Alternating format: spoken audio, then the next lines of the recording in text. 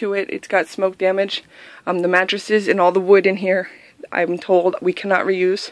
So the only bed we're going to have is that one. But the dressers and the bed and the mattresses will go. Here's the ceiling. It's mostly all soot. This was a nice brown, pretty brown. This is what our house looks like. The entire house is all this wood, nice wood finish. So everything you see is black used to look like this. So this is the kids' room.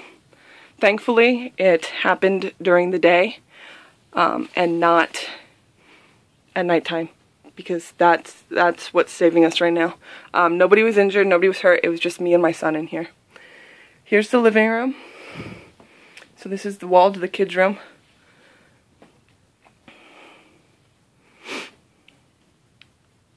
The only thing we lost was a tank of fish, so we're doing pretty good in that respects. Here's the damage to the living room. Here's the front door. Here's the ceiling. Both these windows are double paned and they both completely shattered. And then over here is the living room area where we sit. These big windows, they're all fogged up, but they didn't break or anything. Everything melted off of them. My couch. My dogs just sleep through this. Wouldn't it be nice to be a dog or a child at the moment? Sorry, it's a little messy. I was doing laundry and whatnot, so this is the living room. I'll take you to the kitchen where it all started. There's no power in here, so it's kind of dark. I'm trying to walk through here as best I can. So here's the refrigerator. That's the stove. This is where it started. I had oil on the stove and I was going to deep fry some snacks for my kids.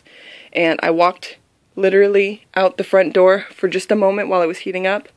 And I opened the curtain in we call it the little room, the mud room, to see where my kids were because they were all playing outside and I don't like to leave them outside alone. It took me a few seconds to find all our kids because we live on an acre. I'll show you.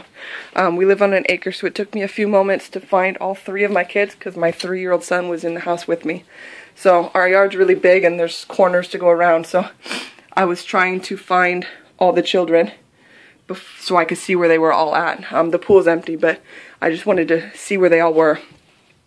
And then my son was standing right here and he goes, "Mommy, fire."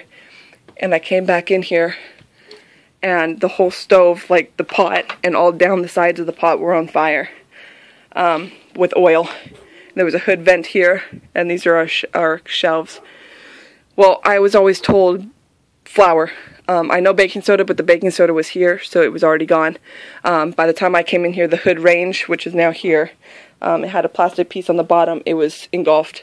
So I ran over to the fish tank here, where I keep my flour, and I started dousing it in flour, not realizing that you're never to use flour. I had gotten my son out and screamed for my mom, who lives in my yard in an RV with her kids. I screamed, "There's a fire in the house, there's a fire, come help me." She came running in screaming, "Flour, flour." She's 46 years old and even she thought flour was supposed to be used. Little did we know it was only making it worse. We couldn't get it out, obviously, and by this time it had spread all the way up here. And so that was the point where we couldn't breathe. So we got out and we ran to find a phone because my phone was somewhere in all this, on the couch somewhere, and I couldn't find it. So we ran to her RV to find a phone. Got a phone and called them, and that was the longest time of my life. It took 8 minutes for them to respond, plus the time we were trying to get the fire out and find the phone to call. And by the time they got here, this is what we were left with. Here's my daughter's high chair. Here's our kitchen table. The ceiling. So I now know never, ever, ever use flour.